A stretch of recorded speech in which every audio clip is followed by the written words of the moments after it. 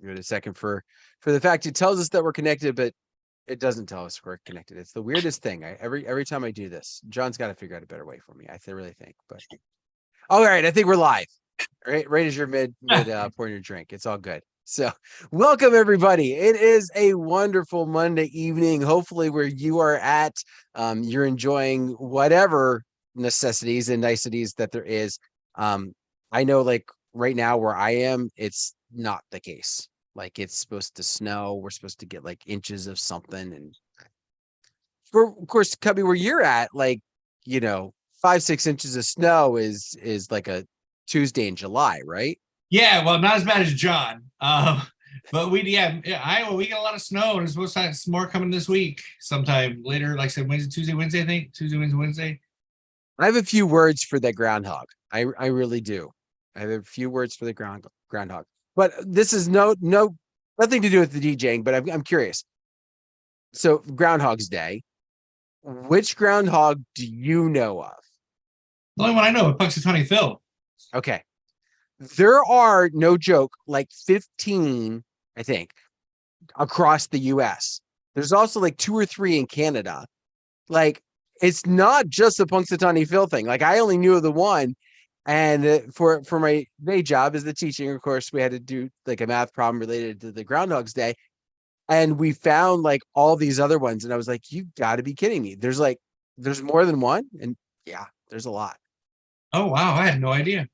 Yeah. And there's some that are a lot more accurate. Like the one in North Carolina is a lot more accurate than one in Punxsutawney. So maybe we just need to boycott Phil. But he says there's going to be 6 more weeks of winter. And we didn't have any winter really this year other than the cold. And now we're going to get it all hit. And it stinks.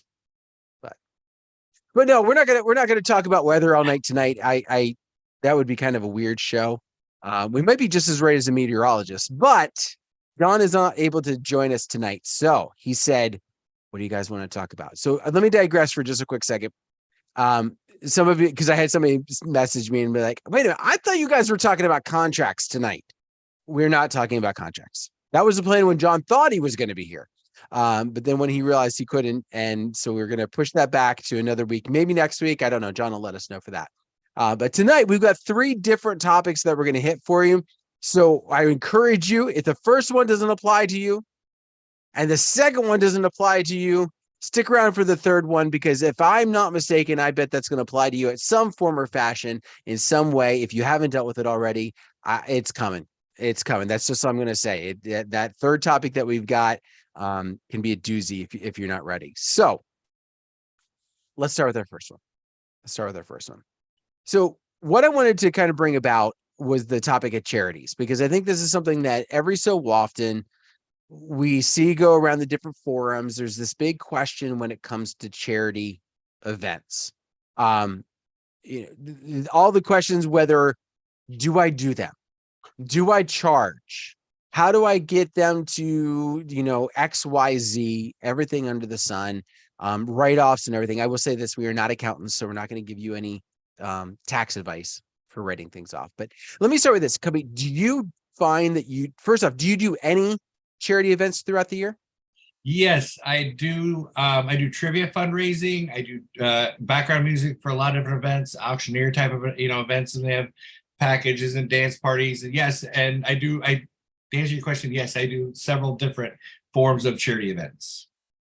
So one of the questions that I think comes about, and this is kind of the first and foremost of that, do you charge for those? You don't have to get into the details of how much, but do you charge for those charity events? Yes, I do. Okay. And I think that for a lot of people, that becomes kind of the question mark, right? Because I think a lot of us would be fine with doing charity work, but a lot of times when they're reaching out, they don't want to pay anything. And I'll be honest, I totally 100% get it, right? So some of you know I do a charity event every year. My wife and I, we put it together, we host it, we even to the point of like we go and we buy the alcohol for the venue to serve. Like we go to that extent, right? And anything that we can do to restrict having to pay out, we kind of do, because in our viewpoint, anything that we pay out is less that we get to donate to the cause. And so it becomes, it becomes that interesting process. I have another friend of mine who does almost the identical type of event, only on a much larger scale. And he has kind of a thing where that he runs the charity, but the charity pays his business. Like it's one of the expenses of doing the event is paying his business. And there's a lot of pieces that go into that. And I do understand some aspect of it, but is there a particular reason why you go okay, why do you want to get paid? Is there a certain direction that leads you to that for your charities? Okay, so I guess I should backtrack. There's one charity that I do work with quite a bit, and I don't charge anything. And I do encourage, if there's something that's near and dear to your heart, mine is the Children's Cancer Connection. It's children that are battling cancer. I've done fundraisers for them. They hold 2 camps a year. One is oncology camp, where all the kids that are battling cancer, they come and they go for a whole week, and it's free for their families. And we do the dance portion of it. Monday nights, we work with the teens, do a dance, we do trivia. Thursday nights, we do an all camp dance party, and I've done it for 18 years. In August, we do one for siblings of kids that are their brothers, the siblings are battling oncology, and they may have lost their battle, but they still come to camp every year up until they're 18. It's free. Once again, it's still free for their parents. But those events are like a Mondays and Thursdays. They're not a Friday or Saturday or a big revenue night taker. And so if I have an event that is on a Friday or Saturday, I've got to make something to come out. I can't just do it all. So we come up with ideas. One of my biggest things is I do trivia fundraisers. And within my type of trivia, I have a thing called a Joker. And when I do it on a weekly basis at bars and pubs that we do it at, the different locations that we do it at, we give one away.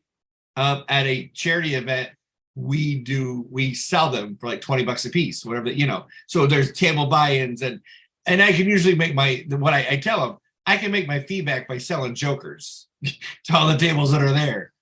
When I get people that want to do a photo booth, and they don't have any money for like a daddy-daughter dance or something like that, I'm like, go find a realtor. I will put her name on the bottom of the strip, sponsored by. Go find a realtor that will sponsor the photo booth for you and use it as a form of advertising.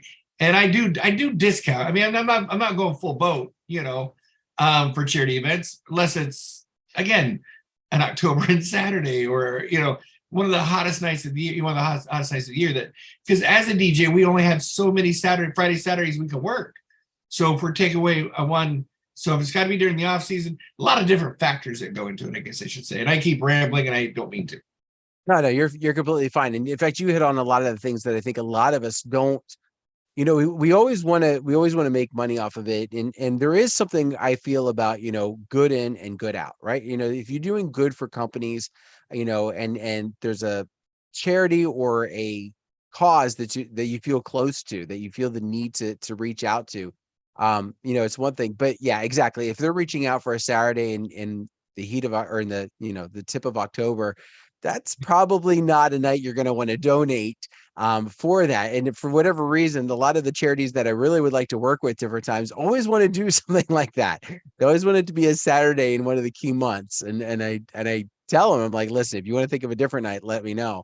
But I think you picked up a good points that a lot of people don't really hone in on, which you just mentioned. Like when you're thinking about talking with these charities about your fees, right? If it is a night that you are going to charge for whatever reason, whether it's a cause you don't feel as close to, or whether it's just a night you really can't just justify giving away, finding those alternative ways to have sponsorships, right? And just flat out, like Cubby said, the bottom of the photo booth strip, or there are different organizations that won't donate to a cause, but they'll sponsor a cause. And all you have to do is quickly look at a lot of like the 5K races that are in your area, and you can quickly see some of those organizations that will cover some expenses that you might have. And some of the best things that you can do for that also is just to be, if you have the time, to be on some of their boards, to kind of, just be like, listen, I've got some ideas, some ways that you can cover my costs and probably make a little extra, right? This is how much I want, but you could charge more for the sponsorship, right? And then call it the entertainment sponsor, something along those lines. So there are ways to do that. I think it is important though for you to recognize that sometimes things do come back to you. So this past Friday, I did my 2 charity events. So I talked about the one that I do at the end of the month. The one I do at the beginning of the month is not mine, but I've been a part of it now for I think like 5 years. The 5 events we had off obviously 2021, and we squeaked it in 2020 before everything happened. But I'm a part of Mini-Thon, and I don't know if you're familiar with that where you're at. Penn State does Thon. This is like a 24-hour raging party in the Bryce Jordan Center. Not maybe raging party, but it's a big party, right? It's a lot of fun. You're not supposed to sit down at all. You're supposed to be going hardcore, and they raise thousands upon thousands of dollars. Like buku money is raised at this 24-hour period. Well, some of the schools in our area have partnered with some of the same organizations, and at the high school level, they call it Mini-Thon. And now some of the elementary schools have gotten involved, and they call it Tiny-Thon. So it's kind of that idea. And I know it is somewhat nationwide, because I've had some other people post going, oh, I do that at my area, and they're not anywhere near PA. But I don't do it all night because I work my day job Fridays, and there's no way I'd make it till 24 hours later a week. But I go in and I donate to the school, like basically from the start until midnight. And I do it completely free. And it's come back to me because I get all the phone calls for prom. I do get all the phone calls for their formals. They don't do homecoming dances around this area very much. At least the school doesn't. So to the point that I've gotten so many of their other events that I've had people in the area think I was their only DJ. I don't tie this to the prom. I don't tie it to doing their formals, though that would be another potential direction you could go. If you're working with some of these schools that are looking for charity and fundraisers, like, listen, this is a Friday in March. I wasn't doing anything on a Friday in March other than going to bed if I'd been home. So it was a way for me to give back. It's a way for me to also make that connection with the school. My logo is on the back of all the t-shirts that they make. People are seeing that everywhere they go. And I think that's important to think about. So when you're thinking about charity events, keep those things in mind. You can make money. Cubby talked about some great ones. If you have a way to tie in, right? Way to tie in maybe other events, that's another way to think about it. And I would encourage everybody, if you have a cause that's near and dear to you, to find an event that you can just straight up donate something that doesn't really cost you a lot. Like for me to go and set up my equipment, wear and tear, but come on, there really wasn't anything cost-wise that was involved that night. Oh no, it's we have dance marathons out here. There's just called thons, but we don't have the mini thons, which I thought is amazing, or the tiny thons yet. And I've done a couple dance marathons, like so but anytime I get a call for a charity, I'm like, well, how many people eat? What is it? Then I lead in, what's your budget? Because a long time ago, I did an event for a charity, and they spent thousands upon thousands on decoration. And I'm thinking to myself, it was the decorator. It was over the top. It was a bubble ball, and it was a themed bubble ball where all the costumes they were doing a fashion show, and everything was made out of bubble wrap, and it was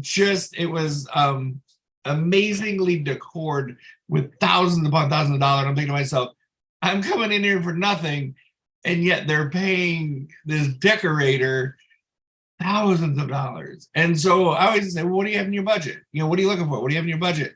And then we can talk, try to find out more about the event. Is it like a one-off? Is it going to be a relationship? Is it, so I think that's amazing. And I'm not cold-hearted. I'm really not.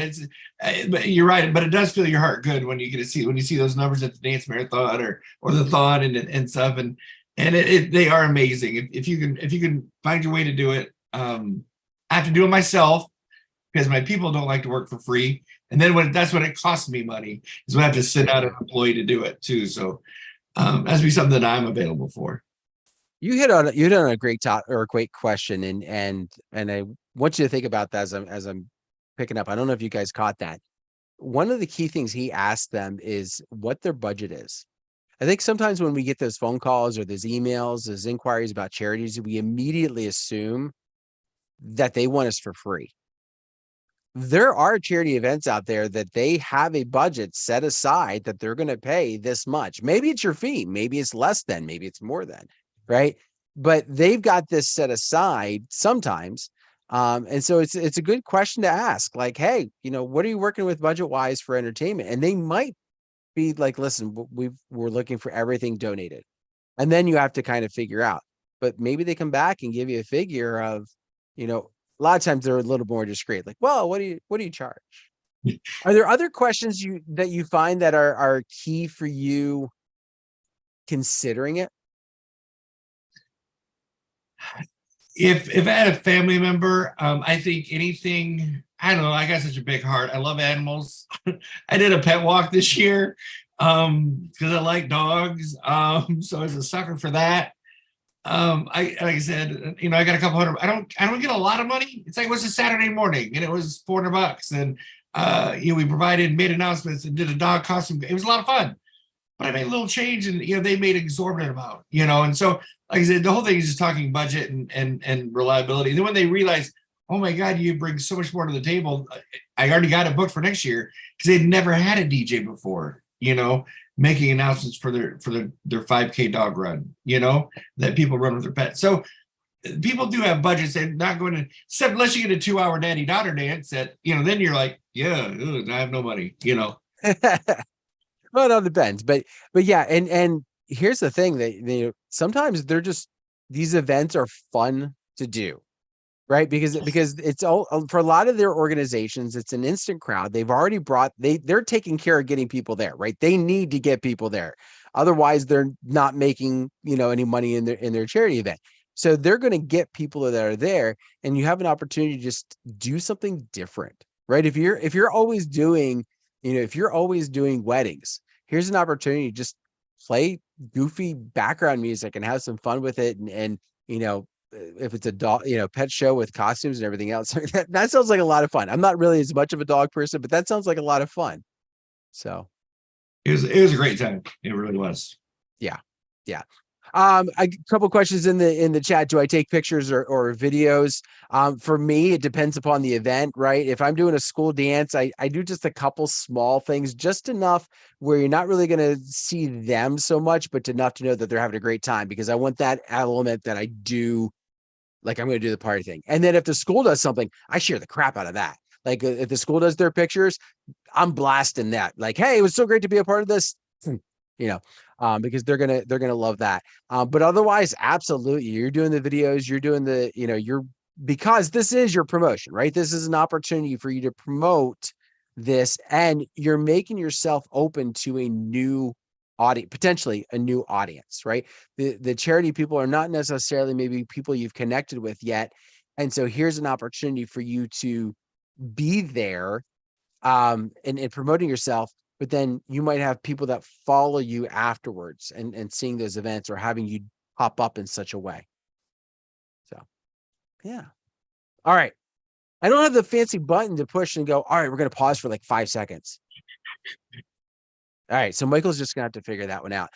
Let's move on to the second one, because this is the one that you brought up. And I'm really wanting to know kind of your take on this. And you brought up the idea of officiating. And I think this is something that you've mentioned once or twice. You are officially an officiant. Yep. What led you to that? Like, what led you to decide to even go down that path in the first place? Seeing so many family in the state of Iowa. First of all, know your local laws on who can marry you. You have to be registered at the courthouse. In my backward state of Iowa, anybody can marry anybody. You don't even have to be registered at the courthouse. They didn't even ask you if you went online and got the universal church. Nothing, literally. So I got tired of seeing friends and family members marrying brides and grooms and forgetting them to tell everybody to please be seated after the father got up there with the bride. And then in Iowa, they're not going to sit down until you tell them to sit down. So there's a whole ceremony, everybody standing. or they were just horrible. They just, you know, they weren't speaking very properly. They weren't written very well. They weren't memorable. They were awful. And if there's one thing, you know, and that's very memorable is their first dance. I mean, the ceremony, their first dance. You play a song later in the night that doesn't work, they're not going to remember that, you know, but they're going to remember special times. And so the ceremony, I just got tired of seeing such bad ones. And there's not a DJ show out there yet that has done a seminar. There's Wedding MBA that has a whole stream of it, and there's a lot of DJs in there. And I've talked to Casey Kokoris.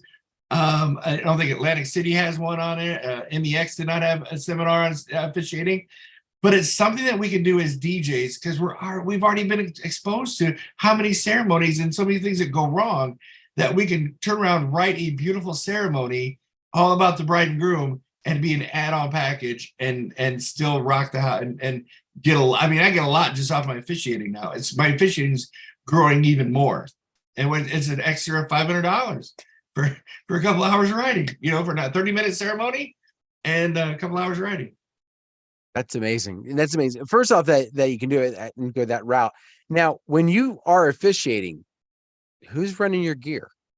Because they're coming in like you're not up there with your console and your controller hitting the buttons while you're up there. And I tell them that part of the feed does go to somebody running the sound because now I cannot run the sound. So like, you know, I'm like, oh, that makes sense. If you explain things to bride grooms, then it makes sense to them. So I do have to bring a person in. And it's generally somebody that I'm training. I've used my wife a few times. I mean, she always got to shuffle 4 songs, make sure my mic's on, you know, leaving the grandparents, wedding party, you know, she ain't mixing a whole bunch. You know, you get a spouse or a family member, or if you're training somebody, they can run it as well and pay them $100. Yeah. And exactly as you mentioned, it makes an easy transition. Also, if it's somebody that you're trying to bring in underneath your roof, obviously be careful of that, right? Give them the proper training because the last thing you need to do is go, hold this wedding for a second. I got to go fix the mic situation that's in the back here.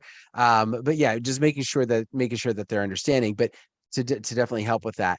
Do you find a lot of couples needing that service, or how does that conversation even come up that, hey, I can do that for you? A lot. Well, here in Iowa, we do have a lot of dual purpose venues. So a lot of people we're doing the ceremonies already, and we're doing the ceremony reception. And it just comes a part of, well, do you have an officiant? Sometimes they go, no, not yet. And I'm like, well, we have it. We can add it later, you know. But my style is I do the Mark Farrell love story. So it is concentrated on the bride and groom. How they met. You know, different adventures they went on while they were dating, you know, places they went, locations, funny things that might happen. The day that he proposed, did she know it was going to happen, or did he surprise her? You know, did he ask her dad? You know, all the other stuff that happened. There's funny stories. And then, why are you getting married today? And then, you know, you have the declaration of intent, which is the I do's, you know, and then you have the ring ceremony, and then you have if you do a unity, because unity ties it at the end. And then you do a recessional. I tell my brides and grooms, you know, we're going to laugh a little bit. We're going to cry a little bit. We're going to high five, go drink some beer and have a great time. And they love it. You know, I've done Star Wars weddings. I've done customizable weddings for Star Wars and Star Trek. I'm a non-denominational celebrant. And I can cater it to you guys. And then, you know, helping the photographers out. Like I got it ending. So after this, it's really coming down to and I coach other people. As soon as they get done with Unity, I step away from the Unity ceremony, so they're in front, and then I stay right there, and I have maybe 4 or 5 lines that I wrap up the ceremony, and then they kiss, and I'm out of the way for the ceremony, or the first kiss, right? So it's really well programmed in the way that I do it, and it's just been successful. And it really is. People like, I've never seen a ceremony like that. It's so fun. That is totally about the bride and the groom, not cheesy stuff that, you know, they just got off Google. Yeah. And I think that's key. You know, when you're doing this, right, we talk about training, and I think so oftentimes we run into a situation or we hear about DJs adding the officiant piece to it. And what comes to mind is, oh, well, they're doing it to make a few extra bucks. And exactly like you said, they're looking it off of Google. But if you're taking the time to do this, the training has to be key. It has to be key to what you decide to do with that, whether it's the Mark Farrell love story, whether it is, another direction with it, whether it's even, for lack of better terms, being an assistant to a regular officiant. Like if you've worked with some officiants, and you have a good relationship with them, it might be something that you could come alongside them and be like, hey, I'm interested in offering this. I don't want to step on any toes, but would you mind walking me through your process? Would you mind talking to me about that? And finding your own voice in what you're doing. It's definitely going to make a key. I'll be honest, I've thought about adding it, but not in Pennsylvania is kind of weird too. Like we don't have the Iowa anything goes types of situation. We actually have to there are a bunch of steps and things that we have to do. One of those is you either have to be ordained or be a judge. Like it's almost to that extent, I think in Pennsylvania. But Universalist Church, I can talk something, is one of those that kind of works. But I thought about adding it just as that, oh crap situation, right? We're all set, we're ready to go, and where's the officiant? Like, where are they at? Like I've had some situations, not quite to that, but they're cutting it a lot closer than in my viewpoint they should have. 15 minutes before we're supposed to be walking down the aisle is not when you should be pulling up in your car. Right. And yet I've had that happen. Now, granted, there were circumstances that led to that, but what if the circumstances had been worse? Or more delayed?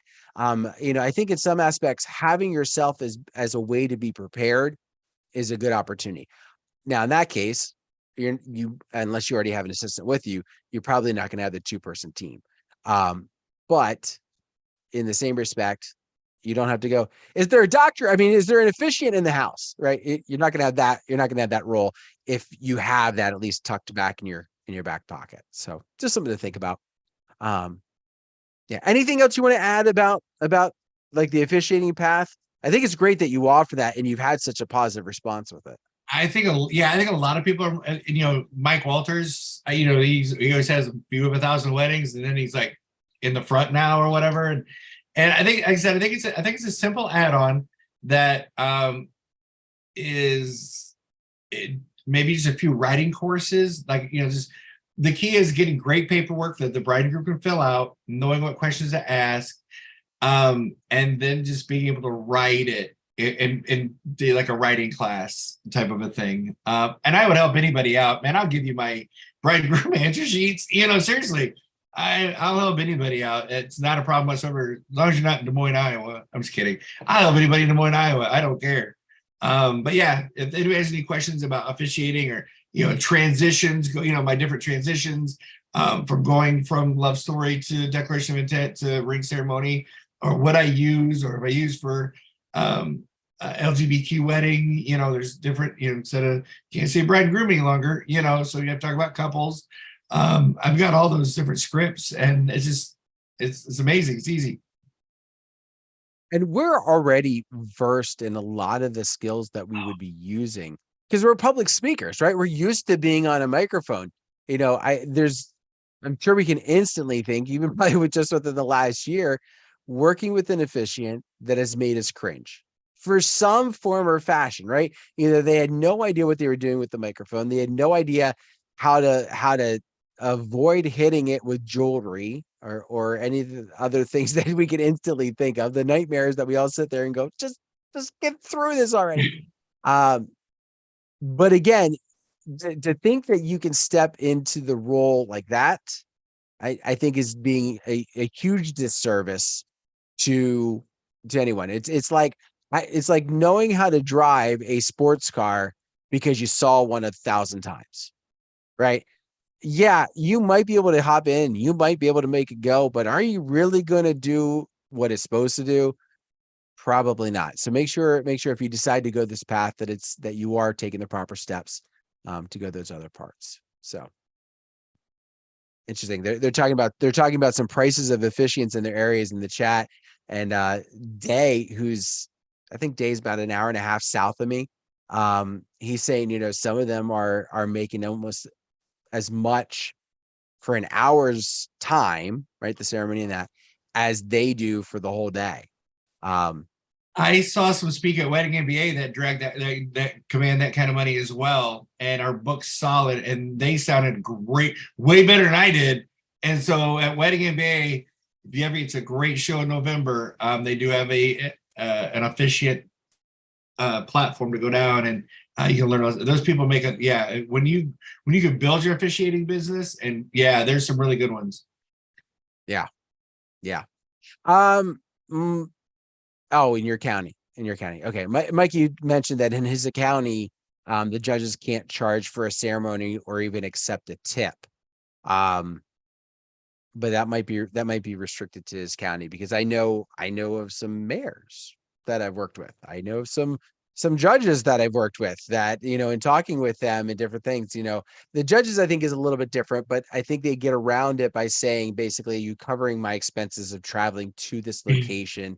You're not coming to my courtroom to do this. I'm coming to you. So there's a fee that's associated with that piece, travel fee or whatever you want to call it. But yeah. So, okay. Let's give it a little pause for Michael. Okay, now we're gonna get into our last topic. This last one that I wanted to touch on, like this is a hot button for me lately. And I know different people have different viewpoints on what's acceptable and not. But when I was scrolling through Facebook and everything else, as we were coming up with our topics for today, one topic that I saw, kind of repeated a bunch of times came into the request list. And more specifically, couples who are coming at you with an absorbent amount of, not absorbent, an excessive amount. Suddenly I can't talk again. An excessive amount of requests, like to the extent that they're trying to plan almost every minute of the night. So let me start by throwing this out to you. What are some things that you do, I guess, to kind of slow that up maybe a little bit? We were talking beforehand, basically, is what I'm kind of getting at. So I use a program called the DJ Event Planner, and within DJ Event Planner, you can give brides and grooms access to request songs. I limit those songs. I only give them 10 must plays, because regardless how shitty it is, if it's in the must play, I'm playing it for. And if I'm talking about it, I'm going to talk about it at the planning meeting. Like, what is the meaning behind this song? Because it generally clears the dance floor, Stairway to Heaven. Or, something horrible, but I will talk about that song. But 10 must plays. And then we give 75 play if possibles. I limit it, because in 75 play if possibles, doesn't mean I'm not required to play it. And it gives me 2 to 3 hours worth of music that lets me know what they want to hear. But I think it all starts in, and I'm not familiar with other services, and I apologize. I've stuck with DJ Van Flutter for years. So I'm not familiar with if you can limit on other services the amount of requests you can give, but I do know in DJ Event Planner that you can, and I would utilize that, and then that way then control it as much as you can. I think one of the other things where this stems from is not so much. Well, first off, I think there are some groups that are not using anything like at all for management. Like they're giving them a Google form or, Microsoft form and saying, hey, fill this out. And it gives them all their details. And then the couple goes, here, I've got this, as Reggie put, 4 pages of requests. Whew. Have at it. Right. And I think what ends up happening is it just, because they're not using anything, there's none of those built-ins. But I will say this, I use DJ Event Planner. By the way, they're one of our sponsors. Highly recommend. If you don't check them out, go check them out. You'd be glad you did. They've got some great programs. I will say this, there is a learning curve to setting it up, right? So for those of you that are like, well, I tried it and I couldn't figure it out in like a day, so I left it. Well, deal with it, right? You can't have something that's super powerful and not have something you got to learn how to use. So you can, and it's got some great features, and you need to go do it. Trust me on that. Anyway, I digress. I have those restrictions set up, not near as I think mine's like 10 for like must plays and 15 for play if possibles. And then I think I even only have 15 do not do not plays. But what I found is I have a lot of couples who, because they listen to Spotify or YouTube Music or Apple Music, they create a playlist on these services already. Like they've got a running playlist. Like before we even get to like the plan, before me even giving them the planning forms, they've been talking about their wedding and they're like, oh, when we were in the car, we were listening to Spotify and this song came up. So we added it to that playlist. And we were at a wedding and we heard this song, we added to the playlist. And the next thing you know, they have, 10 hours of music on their list. And they go, here, we want this. And I think a lot of people, they struggle with that because they don't know how to handle it. They don't know how to tell the couple in a polite way, no, like, let's talk about this. Like, where does this come from? Like some DJs, and then when I was looking through the comments on Facebook, there were some DJs that were like, that's fine. Like, what DJ can't take a playlist and run with it, right? As you said, there's going to be songs in there that could be potentially like killers, but for the most part, like, what DJ can't take a playlist and run with it? But I think what happens is this isn't just giving me play of possibles, and I try and make sense of putting him in an order that's good. But some couples are reaching out saying, I've got a song planned out. If you had a couple that came to you and said, I've got, and unfortunately, well, I'm going to back up because I think I was about to say something that you would prevent happening. But if you had a couple that came to you and said, I've got every song planned out, at what point do you find that? Because I know you do. I just have it in my feeling that I know you would get that out of them at a certain path. Where in the process do you think you would find that out?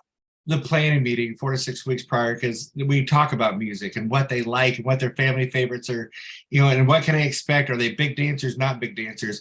And then that's where if they haven't already done the playlist, there was you got up until about a week before. And I explained to them like, and I think I've used this analogy before, and I apologize for using it again, but it's the only one that I have, is that if I'm a baker of a cake, you're going to tell me what flavor you want, what kind of frosting you want on it, but you're not going to tell me every ingredient of that cake. So when you give me your playlist, I'm going to take the flavors out of there that you like.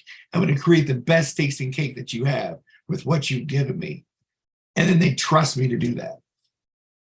Have you ever had a couple come back to you after that analogy and said, I get what you're getting at, but here's our list? I had that happen one time. Now, it was early on in my career, which is probably part of what led to the problem. But I had this, and I didn't use that exact analogy, but when she gave me the list, I was like, listen, I said, you really want to be able to open the door here. Like, I can take and I can pull out the songs and I can try and put them together in a way that's working. But my response to you is going to be, what happens if it's not working? Like, no, it'll work.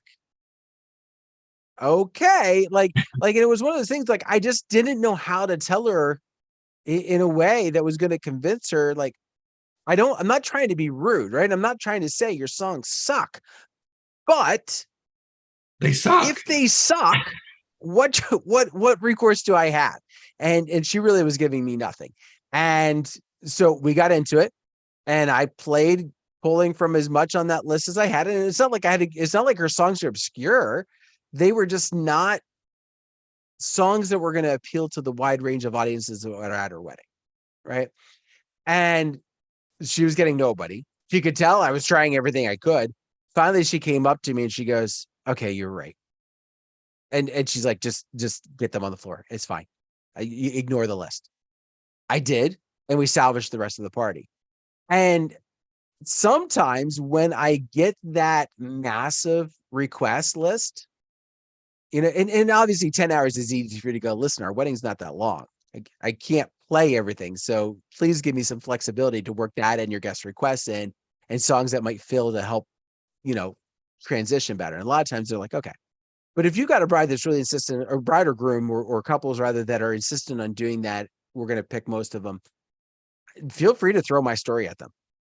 Feel free to say, listen, I was talking to this one DJ one time and he was telling me about what happened at his wedding. So my question to you is, what's your plan? What's your plan if this doesn't work for you? The other thing I throw out to a lot of times when couples try and do too much of that, listen, I'm a really expensive jukebox, like really expensive. Like if you wanted all that, you probably shouldn't have hired me, like because you spent a lot just to have that. So I think it's important to talk with them. I'll be honest, I thought you would have found that out at the initial, like, should we hire Cubby to do our wedding? I for some reason I would have thought you would have gotten into it at that point. We talk about it, but not really. I get a lot of referrals either from previous weddings. And again, I've been doing this for 18 years. I'm not bragging or anything. Longevity is what's keeping me alive, honestly. Longevity referrals, and they've generally seen me. So yeah, I just never had one. I had a bride who thought she had to fill out every song, that all 75. I'm like, oh my God, no, honey, no. Just put some family favorites in there, some high school favorites. So I'm with you. I think it's a combination of education and communication. You educate them and you talk to them, and then you're like, look, with our experience together, with this playlist you give me, we could come up with something great. Make them think they're still a part of it, but then just go off and play the songs that you know are going to hit. Because if she gave you 10 hours, you can find a good 3 hours of dance music in there. I would hope. Oh my gosh, I would hope. I have done. I'm not gonna lie. I have done some that had some really wild songs on them, and I just kind of blew over them, just like. Ugh. And then at the end of the night, they forgot all about them. Because it was such a good dance party, it didn't really matter because it was such a good dance party. A lot of times I found that that's the case. Like there's been different ones, where I've been going along and I've been playing and trying to hit as many of the requests I can, but there's a couple of them that I'm just kind of holding back on because I'm just not feeling the song. Like I'm not feeling like it's going to fit with this crowd. And for a while there, I would also come up to them towards the end of the night with about 20 minutes left. I would just throw out to them like, hey, we're almost to the end. Is there anything you want to hear that you haven't heard? It was usually, miss anything? If I miss anything? Yeah, basically, like, is there basically a friend favorite here?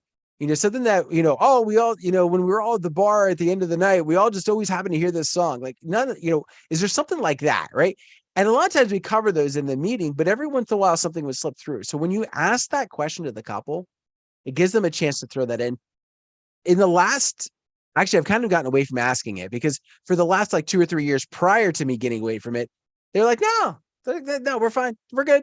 Everything was awesome. Like, or whatever it was. Like they forget that they even put half the songs on their list that they had, or they assume that they were outside or they were in the bathroom or they were talking to somebody, maybe when one of those play of possibles that they really liked even possibly came on. But I will say, I encourage you to ask for requests from your guests. Oh yeah, by all means. That is such an inside track that you don't even realize has the power it does. So I mentioned I'm in PA. I'm an hour from State College, Penn State area, right? This is like, most of the people in this area like Penn State. Now you got some Notre Dame fans, but they're just weird. But you've got all the Penn State fans. But Ohio State is like rivalry. So like to play anything that is an Ohio State song would never cross my mind. Okay. Hang on, Sloopy, I think. Don't crucify me, those people that are Ohio State fans. Hang on, Sloopy, I think. Right. I had somebody request that. I was like, no, I don't know. I was like, whatever. I'm going to throw it in. Not a song I would have in 1,000 years played probably had it not been requested. They broke out into OHIO. I didn't know half the family actually lived in Ohio and it was Ohio State fans. They came in for the wedding. Those are the insights you're going to find out from requests. Those are the things. So when you get your lists, as Cubby said, go through them. Find out why some of them are important. Do you need to go through the 10 hours of music? No. Chances are they were just kind of randomly hitting play or hitting add to playlists and stuff like that. Mike, I think Mikey mentions, or somebody in here mentioned, they don't even bring up the couple's Spotify. Like they encourage them just to send them a screenshot. There are softwares out there. I'll give a quick plug for Crate Hackers. Crate Hackers can take a Spotify playlist and can put it into your software pretty seamlessly. Couple little steps you might have to do on your end. And there probably are other ones as well. But if they're, if they're giving you something like that, there are tools for you to use that will save you time rather than looking at a picture and dragging it in. I'm not saying you have to play off Spotify. Please, by all means, don't resort to that. But like using the tools that are available to you to help you, it's going to save you time in the end. Definitely. And DJ Event Planner has that as well. Spotify. Yeah, you and I were talking beforehand that you have the ability to take your request list that's in DJ Event Planner and at least with virtual, put it into virtual pretty seamlessly. It's just there's steps, just like Crate Hawkers. There's a few steps, but it's doable. Yeah. So those another plug for DJ Event Planner. Learn how to take that, and if not, maybe we even get MJ to come back and do another video. He may have done it already, but if he hadn't, we'll get him to do a video, or Cubby maybe, of throwing it in there and showing how to make that transition, because I think that would be a powerful piece that a lot of people I was unaware of it. I mean, I've used both now for a few years, virtual for even longer. I didn't know like that could happen, and that would have saved me a little headache from time to time. So we got time for one little question here that was posed in the chat, and I think it's worth just kind of touching base. Mikey Mike says, do you announce who you are at the beginning of the wedding? I'm assuming you're talking about the reception here, and we're not talking ceremony, although you could as the officiant piece, but I just, good evening, ladies and gentlemen. Welcome to Dan and Susan's celebration of love. And in just a few minutes, we was called the grand introduction of the wedding party. And that's where you guys come in.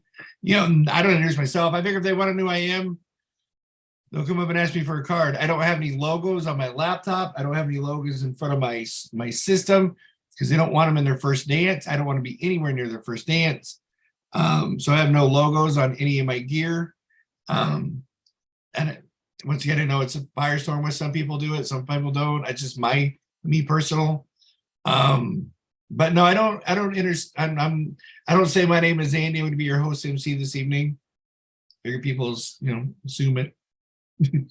But I don't really have to know my name. I guess I figure if they want to know, they'll ask me. And if I suck, maybe they definitely I'll tell them I'm Dan Carpenter or something.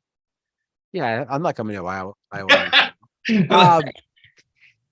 But no, I think it's, it depends upon what I remember. So there are times. So for example, I've done the Mark Farrell stuff, and I've done some different things with that, and talks about, when you come out and you start the night as the MC and taking that presence and basically, welcome everybody, my name is, and there have been times where I've done that. I don't go, I usually, if I do it, it's just, I'm Dan and I'll be your MC tonight. Don't bother with my last name. I don't bother with my company name.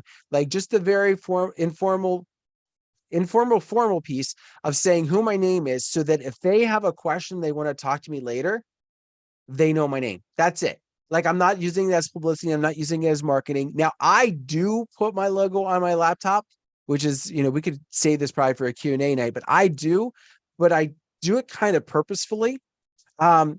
Because I have my rolling booth that has the picture of the bride and groom on the front that gets, in an average night, if I have 10 photos taken of it, that's a slow night. My booth is probably one of the most pictured things out of the event that doesn't involve the physical bodies of the human or the bride and groom and the couple, right? That booth, just everybody takes pictures of it. And because the couple's pictures on the front, and my laptop just happens to be right there, my little logo right there.